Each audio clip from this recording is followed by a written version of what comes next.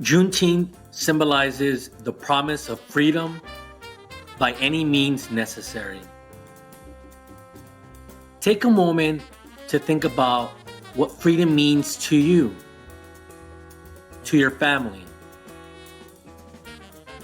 Juneteenth is now celebrated around the U.S. with rodeos, fishing, baseball, dancing, good food, and more. Freedom.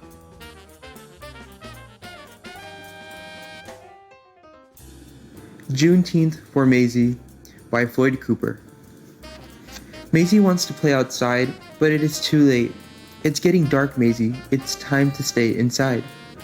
Maisie wants a cookie, but it is time for bed. Not now, little one. It's too close to bedtime. Maisie wants to stay up late, but she is too little. Bedtime is a rule, sweet girl. Why so grumpy, Sugar Bear? Asked Dad. I can't go where I want, have what I want, or do what I want, answers Maisie.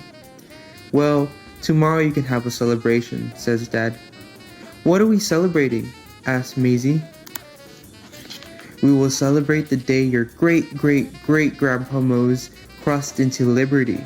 The day will be celebrated by us and many more families on a day we call Juneteenth. Dad lifts Maisie into his arms.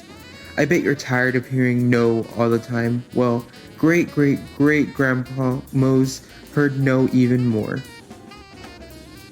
Grandpa Mose worked in fields that stretched all the way to sunset. He and the other enslaved people would be bone tired, but they had to keep going. Their enslavers wouldn't let them quit. But as they worked, they thought about freedom. And before they finally went to sleep at night, they prayed about freedom and made plans for change and a better future. Some slaves ran north to freedom, following a bright star in the sky. They sweat, they bled, and they cried, till those cries were quieted by a single proclamation from a brave president. Grandpa Mose heard that proclamation read from the balcony of the hotel on that warm June day in Galveston, Texas.